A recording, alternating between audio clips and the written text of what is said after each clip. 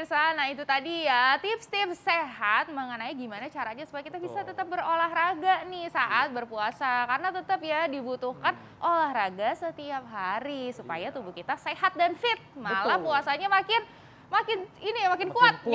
Dan tentunya ya. nih ya, kalau kita memilih waktu olahraga saat berpuasa itu seperti memilih jodoh, harus tepat dan cocok waktunya. Berat ya pagi ini ngomongin jodoh ya. Tapi nih ya, kalau misalnya ngomongin olahraga itu kan jauh-jauh dari air putih. Betul. Tadi ada nih fakta atau mitos yang belum dijawab nih Dok. Iya. Katanya nih Dok, kita tuh memang harus banyak-banyak konsumsi air putih saat berbuka dan juga saat sahur.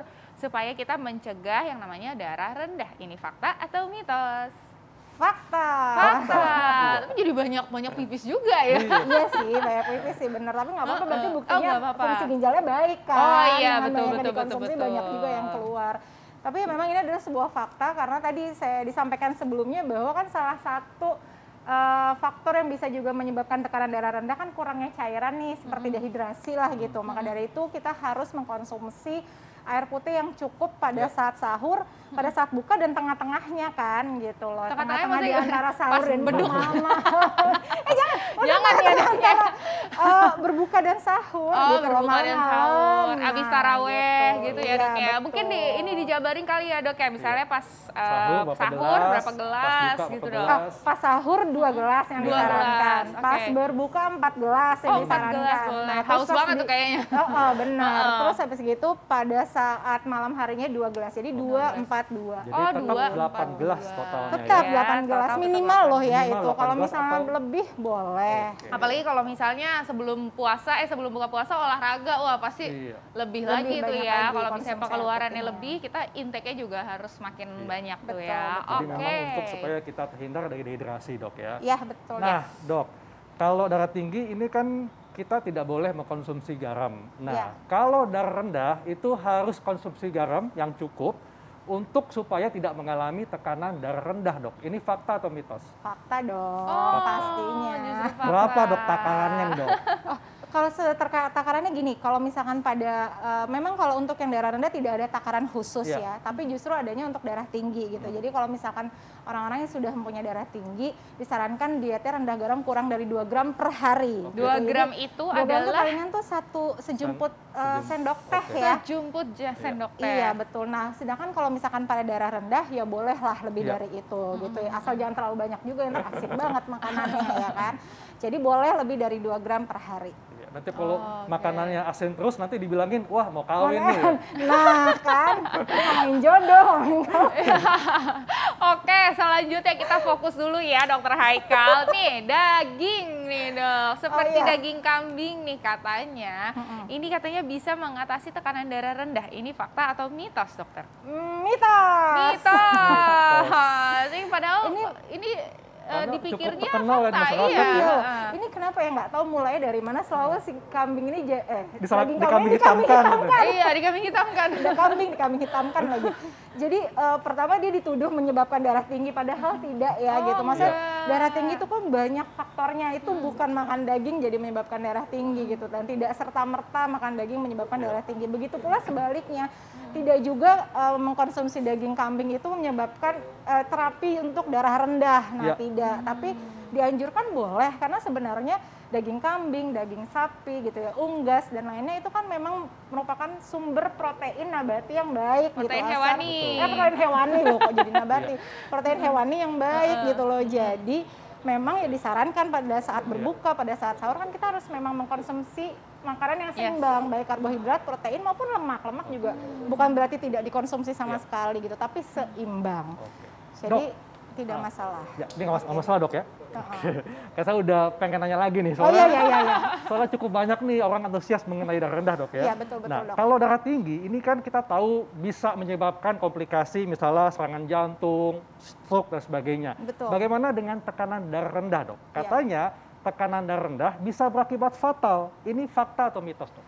Betul, itu adalah fakta. Betul. Nah tapi tekanan darah rendah yang seperti apa ya Dok? Gitu maksudnya tekanan darah yang rendah sekali sehingga tubuh kita tidak bisa lagi mengkompensasi dengan baik. Nah, itu yang bahaya karena berarti jantung kita kan kekurangan darah nih untuk memompa dengan tekanan darah rendah. Berarti darah-darah tidak dapat dialirkan ke seluruh tubuh. Nah, itu yang bahaya. Bisa jadi stroke juga bisa karena stroke-nya kekurangan darah, kekurangan oksigen. Darah itu membawa oksigen gitu. Jangan-jangan bisa jadi stroke, jadi penurunan kesadaran, pusing gitu ya, bisa sampai mulut berbusa, bisa pingsan. Jadi kalau memang tekanan darah rendah sekali dan tidak bisa dikompensasi oleh tubuh, betul bisa berakibat fatal. Nah, apa nih dok tanda-tanda yang mesti diwaspadai masyarakat kalau memang ini tekanan darah rendahnya bisa menjurus ke hal yang lebih serius? Itu tanda-tandanya tadi ya, jadi mulailah kayak linglung gitu ya, mulai adanya pusing, terus kemudian bisa sampai lemas sekali, terus kalau yang udah lebih berat lagi bisa sampai Pingsan, mulut ya? berbusa, bisa sampai pingsan, bisa sampai penurunan kesadaran gitu ya. Berarti Jadi benar-benar tanda-tanda kekurangan oksigen ya dok ya? betul. Jadi kalau memang punya riwayat tekanan darah sebelumnya dan misalkan melakukan puasa, itu tadi saya sampaikan, lakukanlah pemeriksaan tekanan darah secara berkala gitu. Jadi ibaratnya tuh kayak was-was dan jaga-jaga gitu. Jangan sampai tekanan darahnya terlalu turun atau terlalu drop. Iya. Oke, nah itu ya perlu diwaspadai berarti ya dokter Iya, ya. betul. Nah selanjutnya nih fakta atau mitos bahwa pola tidur yang buruk itu juga dapat menyebabkan tekanan darah rendah. Ini fakta atau mitos dokter? Itu ya bisa dibilang itu fakta deh, ada lah Fakta ya, sedikit Dok, faktanya. ya. Betul, karena kan namanya kita butuh waktu yang cukup untuk istirahat.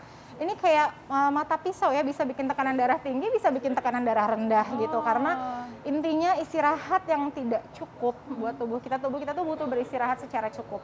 Jadi istirahat yang tidak cukup, kemudian biasanya bergadang, terus biasanya disertai faktor stres, stres pikiran maupun stres fisik. Nah, itu juga bisa menyebabkan darah rendah maupun darah tinggi. Oke, jadi intinya tekanan darah tinggi maupun rendah itu sama-sama nggak boleh dianggap sepele dok ya? Iya, betul. Nah, tipsnya dok untuk masyarakat supaya masyarakat bisa terhindar dari tekanan darah rendah dan bisa menjalani puasa dengan baik.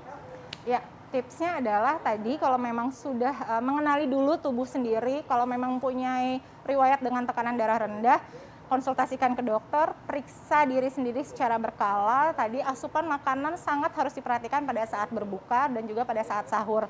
Minum air putih yang cukup, istirahat yang cukup, dan jangan lupa boleh berolahraga. Oh, Ya, Jangan lupa. betul sekali. Tetap ya berolahraga tapi ringan-ringan ya dok ya. Ringan-ringan. Jangan high intensitas ya, lagi puasa, udah gitu lagi pandemi juga ya. Jangan lupa kita masih pandemi. Tetap prokes ya kalau Yes, mau tetap olahraga di luar. Dan prokes vaksin ya. dok ya. Oh, vaksin tentu. Dan Booster vaksin. jangan Betul. lupa. Booster. Baik jangan dok, terima lupa, kasih untuk ya. penjelasannya. Sama-sama. Terima kasih Terima banyak kasih, dokter, Dr. Haika, jelas Dr. sekali. Arlin. Semoga Betul. bermanfaat ya. Dan selanjutnya nih ya, saya udah kuning-kuning kayak gini, Iya. udah kayak kunyit ya kan. Ini nanti akan ada informasi penting tentang kunyit nih. Iya. Sesaat lagi tetap di Hidup Hidup Sehat.